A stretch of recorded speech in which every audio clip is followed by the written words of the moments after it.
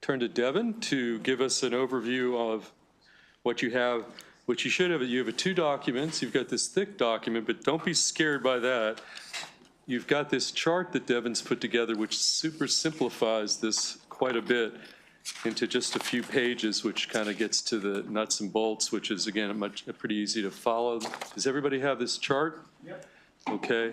So, Devin, with that, why don't you walk us through, actually, we're looking at the House Bill 1035, and, again, the chart, and it's a cross-file of Senate President Ferguson's bill. Okay, Devin, why don't you just do your thing? Thank you, Mr. Chair. As the chair has indicated, you have in front of you two documents. One is the reprint of House Bill 1035, Senate Bill 937. The second is a summary document that I've created that has each provision, each major provision of the bill delineated and giving you page numbers and a summary of what that provision is. As we sit here right now, these bills are identical. So the House and the Senate bills are identical.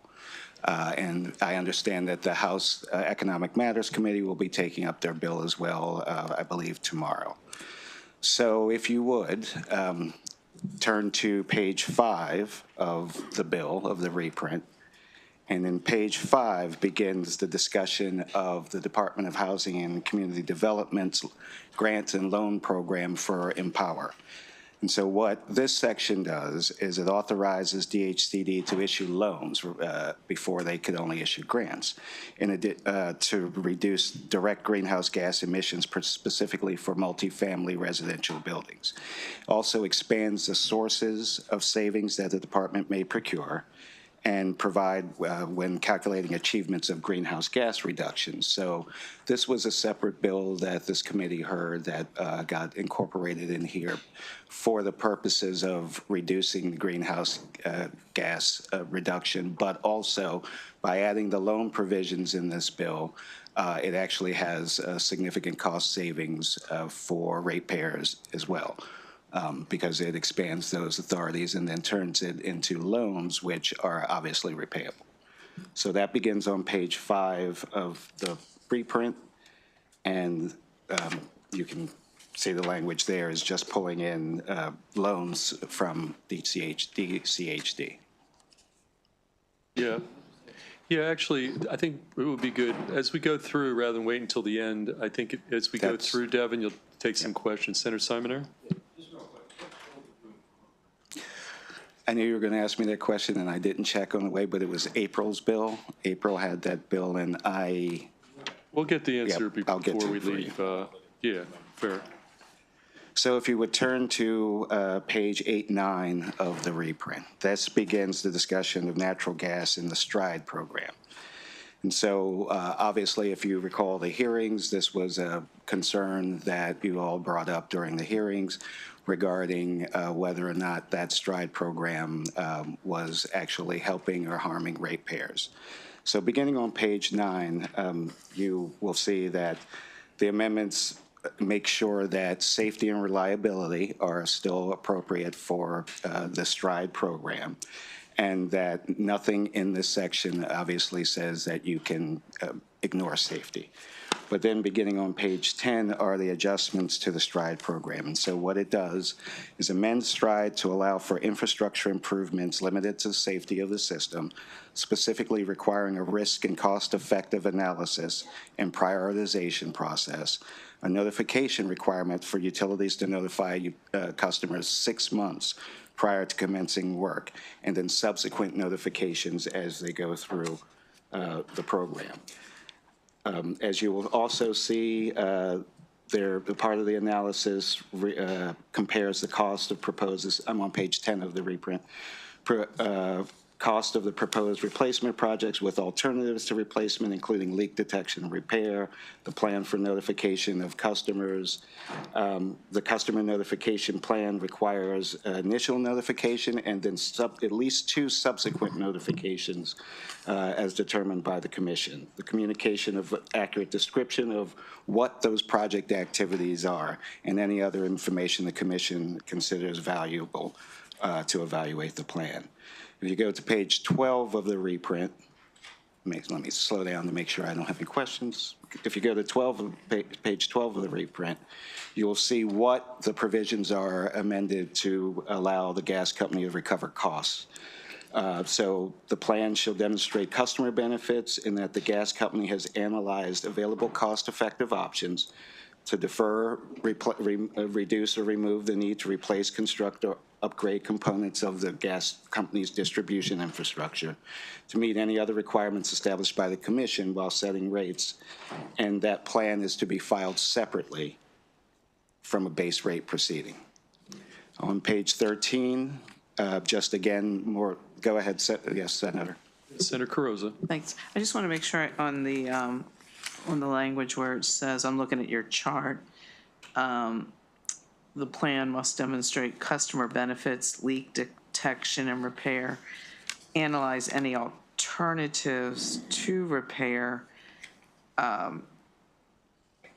guess I'm trying to understand what that means, and does this, this isn't precluding replacement, is it, if No. there's safety issues? No, the up front in this section is, nothing in this section shall be construed to prohibit the gas company from doing whatever they need to do for safety purposes. That safety is first and foremost the priority under the STRIDE and under every section really of Which then the could bill. obviously include replacement, given, okay.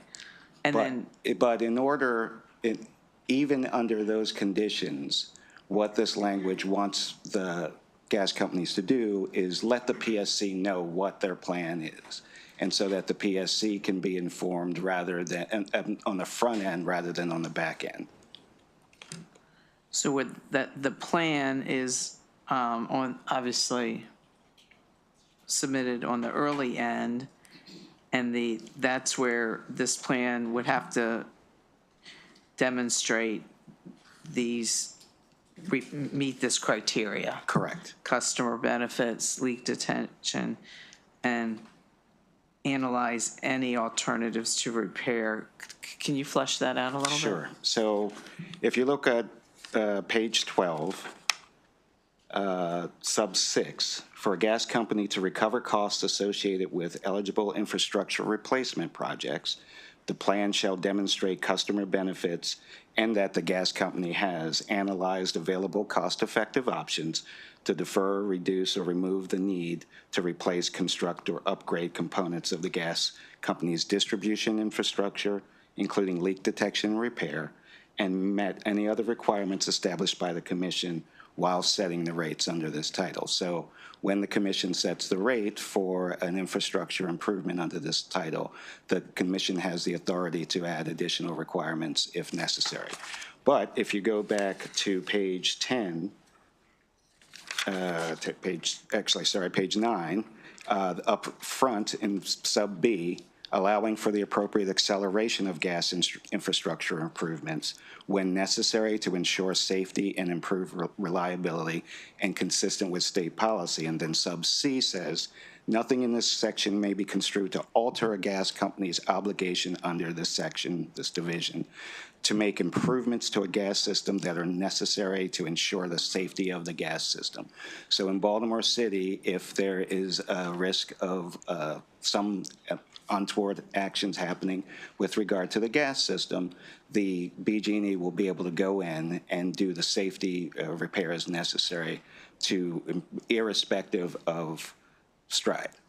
So it's not precluding any safety authority associated with the program. So I understand that. I think where I was trying to better understand when it talks about alternatives to repair, I was trying to better understand if there's issues of, again, depending on the severity of the condition of the pipes, whether, you can repair it with a quote patch, or whether it would require new pipes, that should not be like a subjective process. So that's what I was trying to understand, that, So if a gas company needs to do those substantive repairs, be it a patch or be it a full system repair, they will still be able to do that. They just have to alert the commission that that's what they're doing, and making sure that they have provided the information necessary to say this is as a result of safety, that we need to do this because of an imminent leak or an imminent something else, loss of gas pressure, loss of gas to the homes or to the businesses there. So that's the first rung. And then if that is not the issue, if you're not doing these repairs for safety, or you're doing it as in the normal course of making sure that you're upgrading the system, for example, that's when you have to provide the requirements that are on page 12 of the bill. so in other words, if it's more to kind of keep up maintenance as opposed to a more severe safety issue, that's when a company would have to make the case of whether it's a patch or a new or whatever the other alternatives are. They would have to present that to the commission. Okay. Yes. And they would determine then what would be. So They would review that. Yes, but if the commission, if this is for safety, if there's something, the commission fast tracks that anyway. That's what their process is. So that wouldn't be of concern under this. There's no change to that process under this language. Okay. But for the alternatives, it would still go in front of the commission? Correct. Okay, thank you. Correct. We'll just go in the order the lights came on. We go Senator Watson next, and then Thanks, Devin. Just along those same lines, and I don't want to go down to the rabbit hole, but I was under the impression that if there was a leak, there was some fundamental deterioration of the structure. So if you have a leak, why wouldn't you just replace it with PVC when you deal with that? You would never just repair the leak and cover it back up, right? Correct. So on page, the thing that's throwing me is that page 9 that you read, allow for the appropriate acceleration of gas infrastructure improvements by the state. But then on 12, we want to analyze, is this where it was? Tried to keep my hands on both pages. I know it's on page 12. So, Senator, if I might. Yeah. So the process is in not lines 9 to 11. Page 12 talks to the ability for the gas company to recover the cost associated with what they're doing.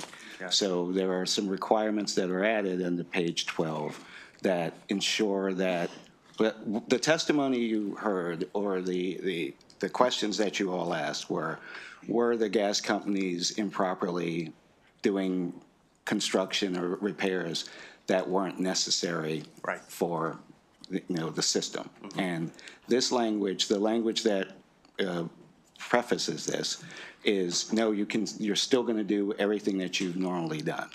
However, in order to get paid for it, in order to recover the rates, we need to see this additional information in the Public Service Commission. Okay, thank you. Okay, we're going to go Senator Simon Ayer, and then we'll go to Senator Brooks. Thank you. You can help. So first, I see it a somewhat of a shift to policy, and I'm not saying I'm for or against it, but the current language on page 9 says to accelerate gas infrastructure improvements, and then we change that to allow for appropriate acceleration with certain criteria, which is fine. I'm not saying. And then in this conversation, it was saying that current process is we pay at the back end, and this will be at the front end. So if you could just walk through that, I'm just trying to figure out. So is the current process, they would do the corrections and then come to the PSC and say, this is how much it cost, and we want to get it back from the ratepayers. And now the new system would come up and project what it would cost. And then if that's the case, is it a fixed contract, or if the costs go up? Just explain that process. So I think it's flipped this way. So in order to get now, under this bill, in order to get paid, they have to justify the cost on the front end. Before it was, okay, here's the plan that we have to do whatever infrastructure improvements we need. We're going to tell you it's going to cost this amount, okay? And then it doesn't necessarily cost that amount, and then you come back in and you get additional costs or get the additional rates as associated. Before you can get paid under the provisions of this bill, you have to show that the costs are appropriate under that language in 12. Okay, so if they come in and say it costs $100 million to do this on the front end, they go out, it actually costs $150 million, they would come back to the PSC and under this criteria and say, this is why it costs 150, and then they would decide. But if it didn't meet the criteria, they would have to eat the 50 million? Correct. Okay. Okay, we'll go Senator Brooks, then Senator Washington. Chair, he answered my question. Okay, good, efficient operation here. Okay, Senator Washington. Thank you. Devin, could you just remind us just briefly what the STRIVE program was doing in terms of incentivizing, because making sure that that folks understand that there was one way that it was done in 2013, and then if you could make the connection directly to the increase in. Hey, Mary, could you just put the mic a little closer? Make the connection directly to, increase in rates and why it's being included in. Sure. All right, I will try at least. Just, yeah. When this body passed STRIDE in 2013, it was to allow the gas companies the ability to front load, if you will, the ability to make infrastructure improvements and then get reimbursed through the rate process for that. By front loading it, what the gas companies were allowed to do is to be able to say, here is what we're going to, here are the things that we're going to do, and here is what we think it's going to cost. And the commission would approve that process. And it was, I mean, similar to something we're going to talk about a little bit later. But, and then if those costs, the costs were overruns, as Senator Simon there was getting to, the commission would pay the gas companies for that. And so what the concern that you all had and the House had was that perhaps some of the utilities were making infrastructure improvements that weren't always necessary, that weren't necessary for, as we say on page 9, necessary to ensure safety and improve reliability, consistent with state policy, i.e. we're not going to jam the ratepayers with a bunch of costs that weren't necessary. And so that is what the genesis of this part of the language is. Just to confirm, not necessarily implying that anyone was doing any exaggeration, it's just that it was passed to deal with aging infrastructure, and there just weren't any sort of checks and balances and as a part of that original bill. And Correct. So this component would be putting some criteria, in order to receive the incentive. This language, yes, this language requires more information to go to the Public Service Commission so that the Public Service Commission will be able to make a better informed decision about the rates. Okay, any additional questions for this section? If not, Devin, why don't you just proceed forward? We'll slug on through. Please go to page 15 of your reprint. This deals with a similar issue or another issue that the committee and the House have talked about, and that's with multi-year rate plans. So if you look at the language on page 15, what this language says is this section applies to just and reasonable rates for public service company, and unless authorized by law, the commission may only approve a multi-year rate plan for distribution-based rates if that plan does two things: demonstrates a definite cost savings to consumers, and does not allow for the public service company to file for reconciliation of cost revenue variances relative to the forecast used by the commission to establish the just reasonable rate.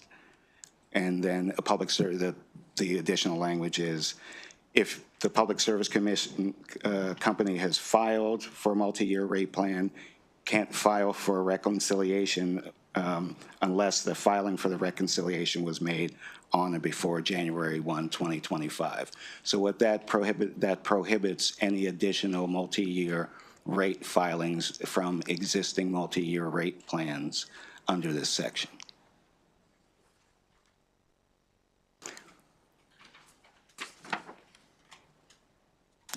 Okay. Senator Carrozza. Thank you, Mr. Chair. Do we, it notes significant ratepayer cost savings. Do we have a number? No, and I spent the better part of the weekend trying to get you a number, Senator, but we're probably talking in the tens of millions of dollars. Okay, thank you. Okay, Devin, keep going. So if you would turn to page 16. So this section deals with non-stride natural gas base rate proceedings. And so this section's fairly simple is what it requires. It's similar to the section on stride. What it says is sub C in page 16, investor-owned gas company may recover reasonable and prudent costs associated with gas infrastructure investments if that gas company demonstrates at a rate-setting proceeding customer benefits, again, that's a theme throughout the bill, and that the investor-owned gas company has analyzed, again, cost-effective options available to defer, reduce, or eliminate the need to replace, upgrade, or construct new components, including an analysis of non-pipeline alternatives, leak detection and repair, and the estimated risk reduction associated with the safety-related investment. So again, giving a little bit more teeth into what the gas company has to do with regard to its base rate proceeding. Okay, gonna keep going. So it really begins on the bottom of that page 16 as well, but then goes to page 17, and this goes to a few items that came up again during your hearing a few weeks ago. And so what this section says is, in a base rate proceeding for just and reasonable rates, each investor-owned gas company and investor-owned electric company shall demonstrate to the commission reasonableness of using internal labor in comparison to contractual labor.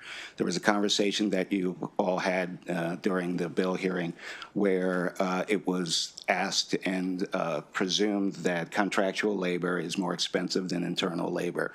And so what this section does is it requires the investor-owned utilities to justify the use of contract labor versus internal labor. So sorry to do this to you, but it works out easier this way. If you quickly turn to page 22 of the reprint. It's actually bottom of page 21, beginning of page 22.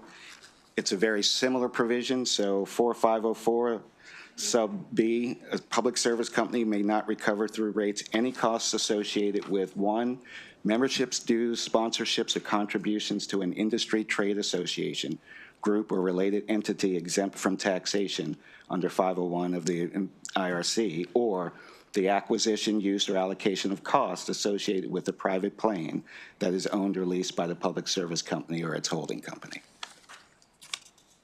Any questions?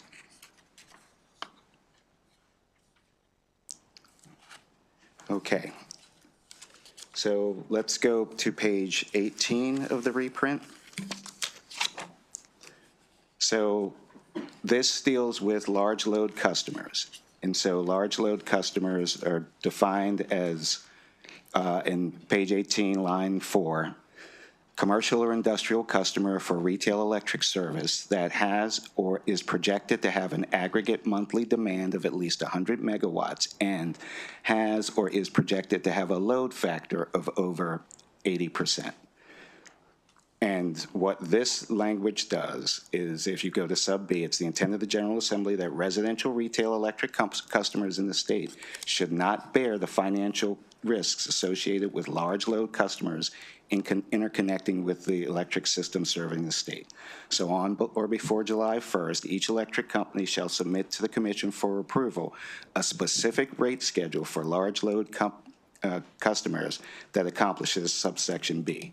Service under a specific rate schedule shall be available to large load customers that will use within the initial contract term a monthly maximum demand of more than 100 megawatts at a single location, an aggregated contract capacity in the electric service territory of more than 100 megawatts as well. I'll stop because Senator Okay, so we Gallion got has a a couple, question. we'll go Senator Gallion, then Senator Hester on this one. First perspective, what, like 100 megawatts, like, can you, somebody tell me, like, what size? Probably that would talking be? data centers. Yeah, so that would be a large, like a data center? A data center would be an example of a large load customer. Okay.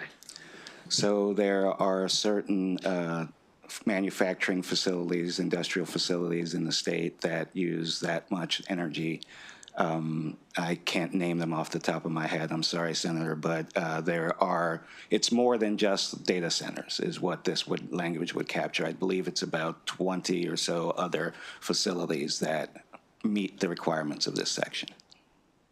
Okay, Senator Hester. The 100 megawatts. I mean, I'm thinking back to where we were giving exemptions from the CPCN process for backup generation. It was like 70 megawatts. So why have we landed on 100 and not 70? So I cannot answer that question fully, but what I do know is that this language was trying to target the big of the big, not necessarily nickel and diming with regard to the 70 megawatt loads, but that is something that is, obviously within the purview of this committee to have a conversation about. Possible to get a list of like who has 70 megawatt draws versus 100 versus 125? Sure. Currently in the Yes. state? That would be awesome, thanks. Okay, that's why we're here, get the questions out on the table. And, okay, yes, Senator Sumner. Just looking on the language on page 18, it said should not bear the financial risk associated with large load. What is the financial risk? What's that referring to? So if you recall during your hearing, what came out of the hearing was that if you allow a large load customer to connect behind the meter, that large load customer isn't necessarily paying into the way the electric distribution system that all of the other customers are, because you're allowing them to connect behind the meter. And then that means that transmission upgrades would be, the cost of that would be borne by all the ratepayers of the state. Okay, so that's the financial risks? Correct. Additional questions? Okay, Devin? So going through this section, what this large load customer section does is it, obviously I talked about the rate schedule that would be required. Cost containment measures the Public Service Commission would have to enter into with the large load customers. If you look at beginning on page 19, making a determination whether to approve this specific rate schedule for the large load customers, here are the things that the commission would be required to consider. Require a large load customer to cover the cost associated with any electric transmission or distribution system build out required to interconnect the large load customer to the electric system of the state or serve the large load customer. And Senator Simoneau, this gets at your question as to what the issue was. And so this language would then require the large load customer to bear the cost of transmission and interconnection there. Senator Sumner? Primarily dealing with new customers. Say you have a facility that's 100 megawatts. they wouldn't be bearing additional costs with this language, or would they? So using a large load customer example, if that large load customer is connecting into the distribution system in Maryland, that large load customer, at least in determining, remember, this is whether to approve this project. So what the commission would consider is that is the large load customer covering the cost associated with build out? Perhaps the commission would consider that and say, no, okay, they don't need to for X, Y, or Z reasons. There's not a prohibition on it, but it's allowing the commission to make that consideration. So existing facilities Correct. are not going to be No. overburdened with it? Okay. Senator Brooks? Thanks, Chair. Devin, so historically, those costs were sort of socialized, right? Correct. Yeah, and now it would be charged directly to those large manufacturers. I did go and look up some large 100 megawatts companies, would be like large data centers that was mentioned, also heavy manufacturing facilities and large chemical plants or refineries like smeltering and whatnot, so. Thank you. All right, thanks, Chair. Okay, thank you, Senator Brooks, for that info. Okay, back to you, Devin. So if you would go then to page, let's go to page 21. So on sub F, regulations that the commission would have to establishing minimum notice requirements and deadlines related to load study requests and contract terminations. If considered necessary by the commission, common forms of acceptable collateral, establish deadlines related to completion of load studies and payment of fees. And what that refers to is that if you go to page 20, right behind it, one of the determinations or some of the determinations that the commission would make is minimum billing demand for electric distribution to make sure that the high percentage of the large load customer capacity has contractual commitments and exit fees. If you recall during your hearing, there were concerns that were brought up that some large load customer would come into the state. We would do a lot of things and spend a lot of money to get them into the state, or that they would be establishing all of these, benefits that they're getting from the state. And then they decide that the states, for whatever reason, they don't want to build here, and then they leave and leave us stranded with whatever the left of the project is. So this requires an exit fee. This requires contractual commitments, guarantees and collateral requirements, penalties and reimbursement requirements for the large load customer if the customer delays or cancels a project after the electric company has begun build out to accommodate the large load customer. And if ensuring that the allocation of costs to large load customers does not result in customers that are not large load customers unreasonably subsidizing the cost of large load customers. And again, that's going to be built into the regulations that the commission will establish.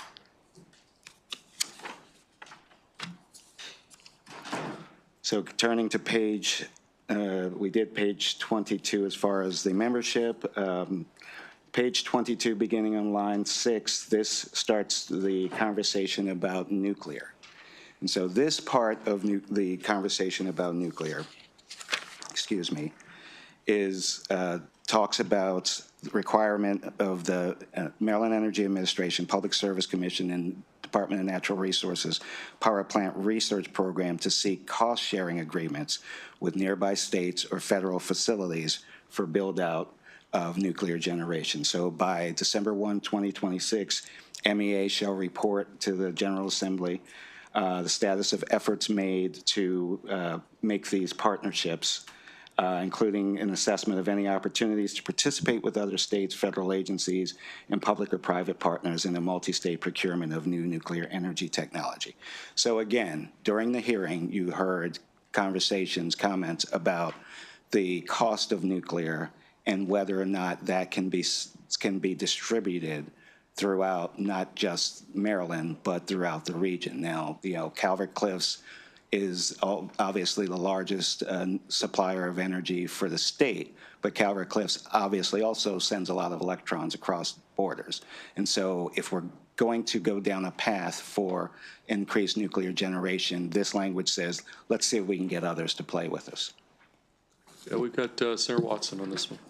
So that means the MEA, the PSC would negotiate with a potential partner, right? So the amount of money that they put up obviously is going to be correlated to how much energy they're going to be able to consume outside of the state of Maryland, right?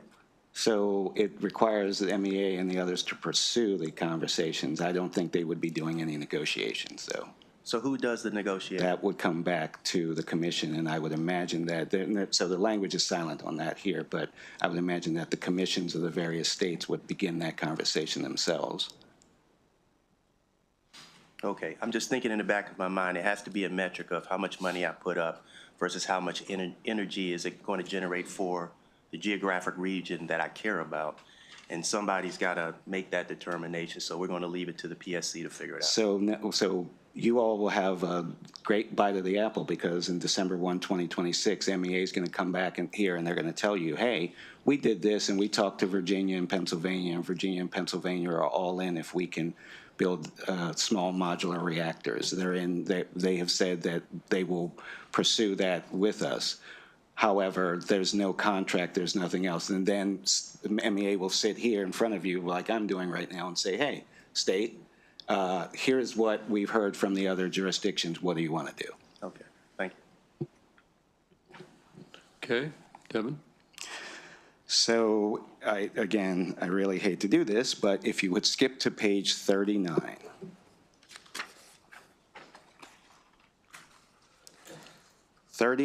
Page 39 of your reprint talks about nuclear energy procurement. And so I will walk you through this section. So in Senator Watson, after the effective date of commission regulations implementing this part, so this is separate from the pursuing of partnerships with other states. But this contemplates, okay, the Public Service Commission has established regulations. Then we allow a person to submit an application to the commission for a proposed nuclear energy generation project, including the application to upgrade the generating capabilities of an existing nuclear energy generation station.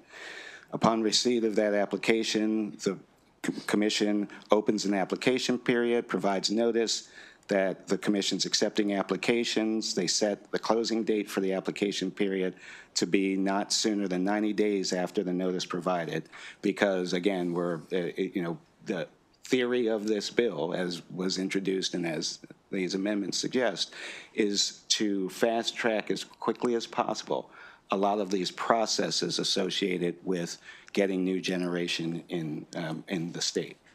So what this says then, if you go to page 40, commission will approve or deny within 1 year after the close of the application period. Then they may extend, obviously, we allow the commission to extend some time. 7/12/14, and the application submitted shall include, these are the things that we want in the nuclear application: detailed description of financial analysis of the project, the method of financing, including making sure that the proposed project has applied for all current eligible state and federal grants, rebates, tax credits, loan guarantees, or any other program available to offset the cost of the project or provide tax advantages for the project. A commitment that the applicant will use best efforts to apply to all eligible states and grants, tax credits as they become available. Important of sub 4, cost-benefit analysis that shall include at a minimum. And I will stop and say, you will see in all of these procurement processes, there is going to be a significant cost-benefit analysis added to the provisions of this. So in this case, it's a detailed input-output analysis of the impact of the project, including income, employment, wages. assumed employment impacts, the duration of those employment impacts, an analysis of residential, commercial, and industrial ratepayers over their lifetime of the project. What's that impact going to be? Sub 4, an analysis of any long-term effect on energy and capacity markets as a result of the project. And any impact that would have on businesses, and impact of economic, health, and environmental impacts of the project. Analysis of other benefits from the project, including in-state construction, operation, maintenance need, and equipment purchases. All of that has to be factored into the application for this project. So then continue, it's a long-term pricing schedule, again, with energy, capacity, and ancillary services and environmental attributes considered, decommissioning and waste storage plan, a commitment to making sure that you have your decommissioning and waste storage as required by the Nuclear Regulatory Commission, an applicant's plan for engaging small businesses, and then any other information that the commission requires.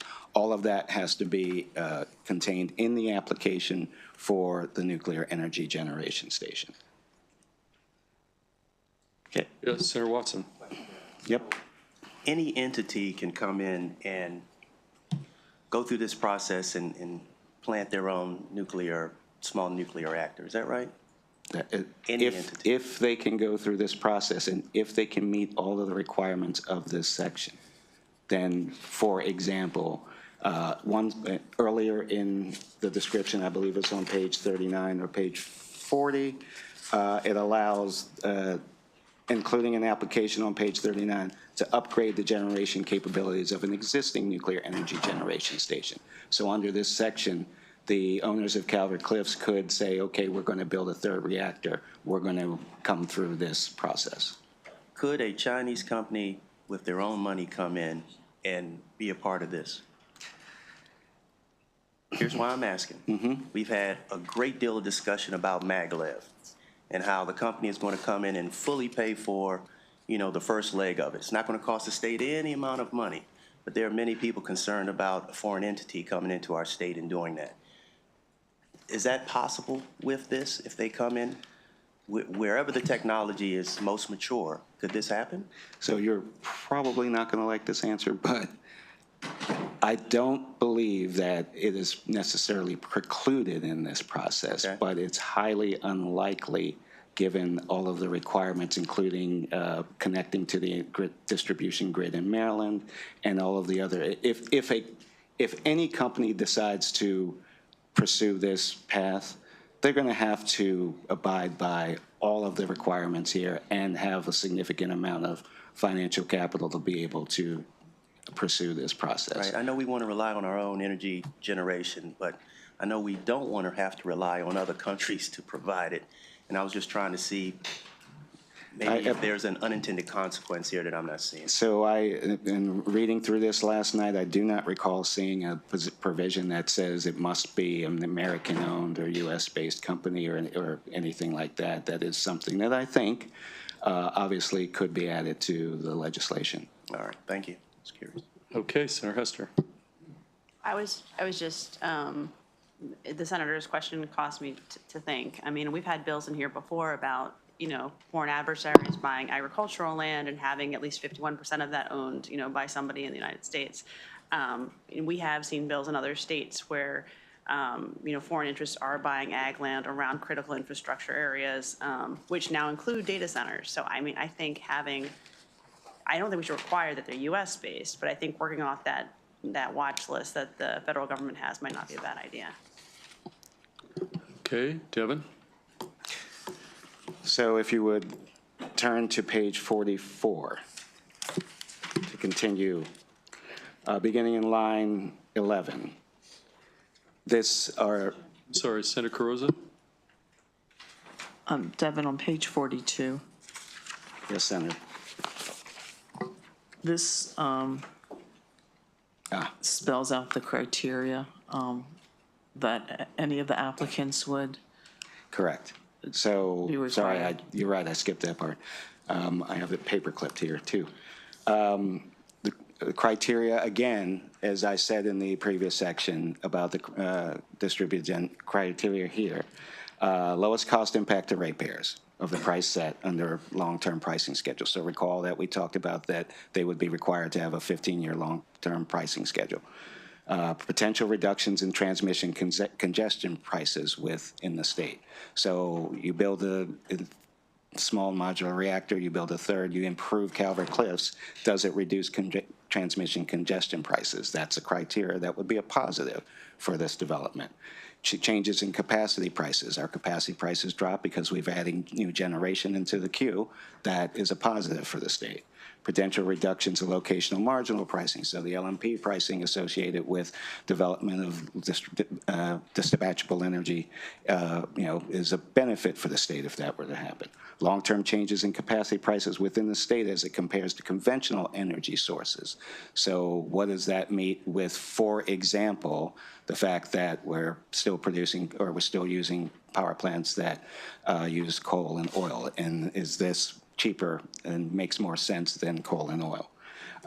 Cost benefit analysis, again, net economic, environmental, and health benefits, whether the plan engages small businesses, provides for the use of skilled labor, and provides for consideration for employees and contractors, for wages, so prevailing wage conversations.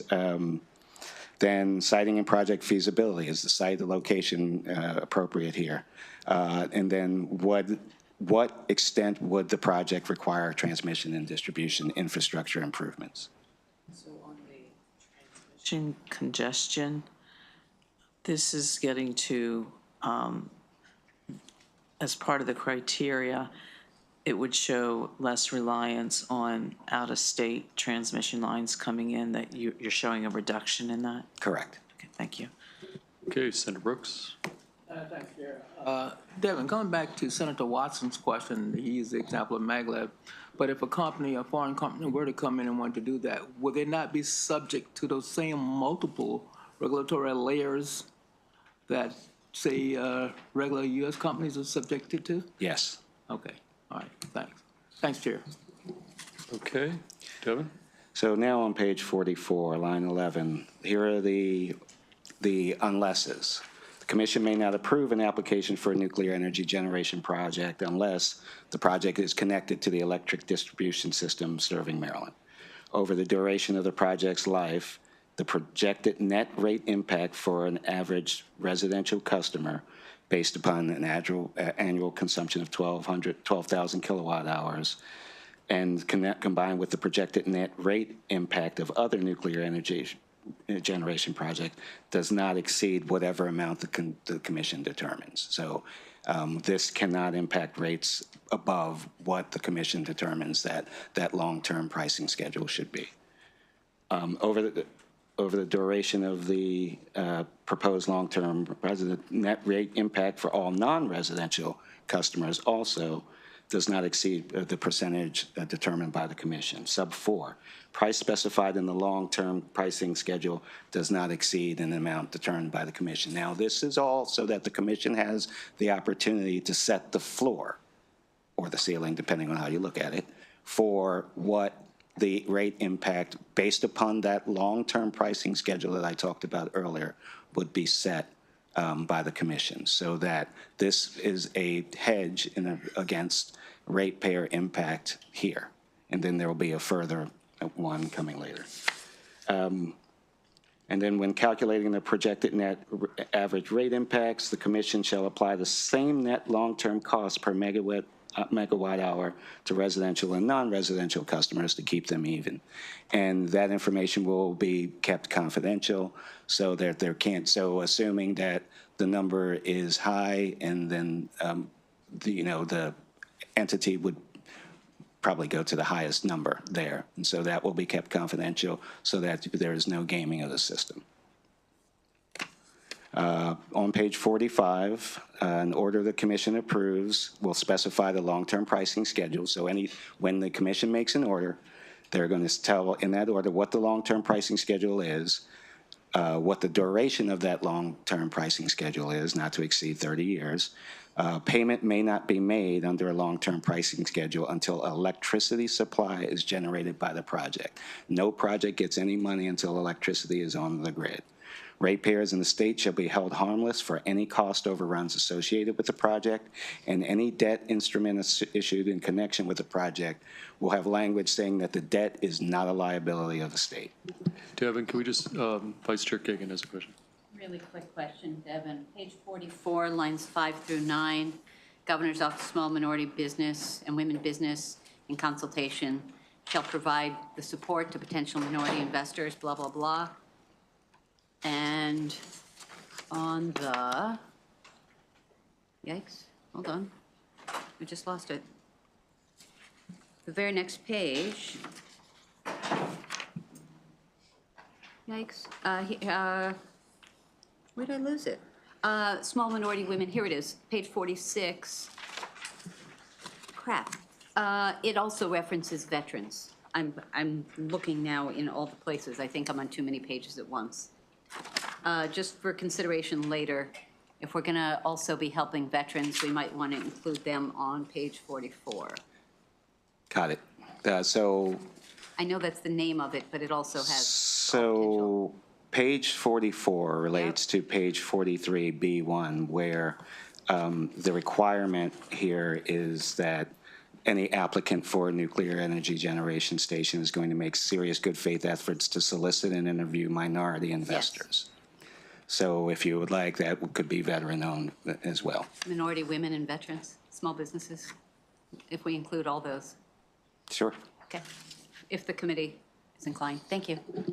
Okay, let's go back. Devin? So I believe I was on page 45 going through what the order would require. Senator Carrozza? On page 45, where it says, a payment may not be made under long-term pricing schedule until electricity supply is generated by the project. How does that compare to what we've done with renewables?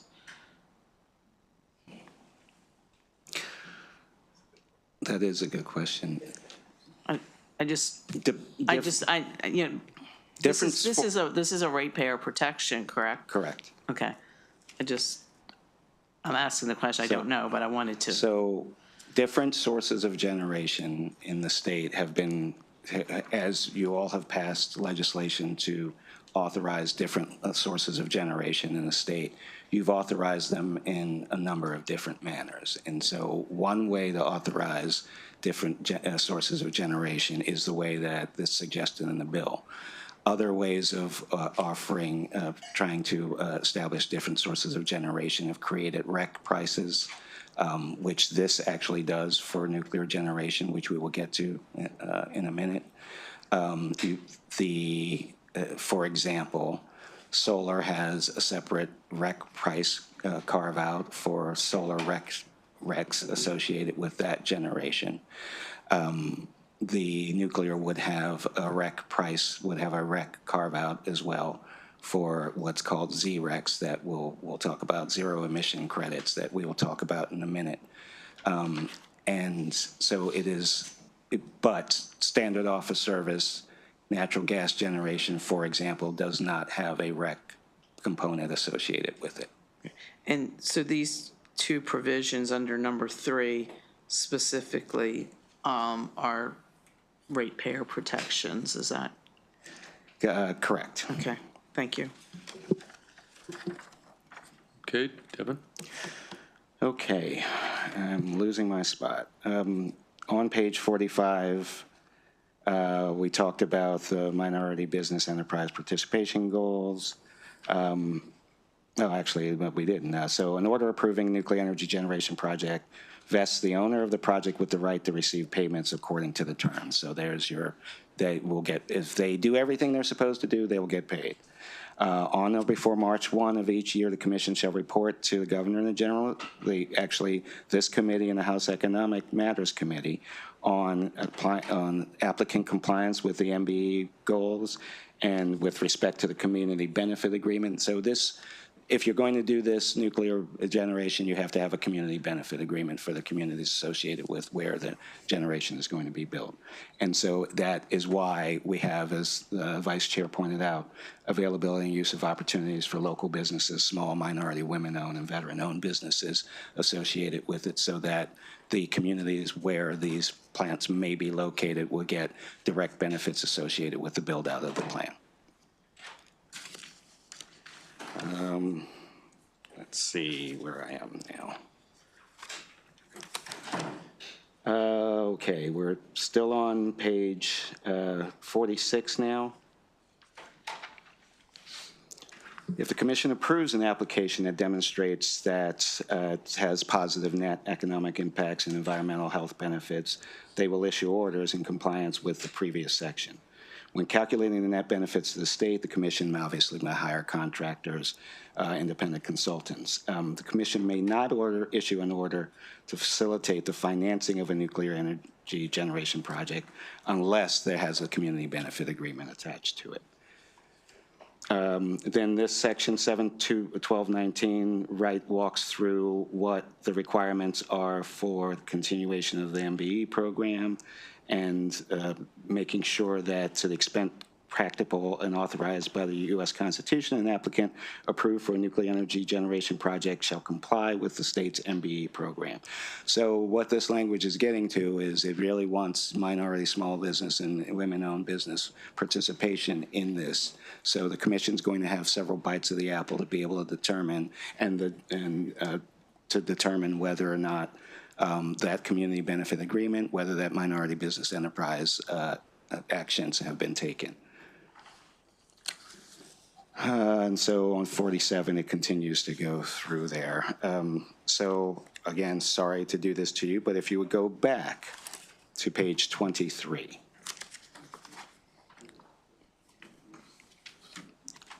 So I apologize because it was easier to talk, the two nuclear sections are in different parts, but it was easier to talk about them together, so we didn't lose that train of thought in that process. So on page 23, this talks about distributed energy storage. And so what it says is, creates a definition of energy storage device, and General Assembly finds and declares that the state has a goal of reaching at least 150 megawatts of distribution-connected front-of-the-meter energy storage devices. So think of a utility having battery storage attached to it to be able to capture that energy and be able to store that energy for the use of its customers.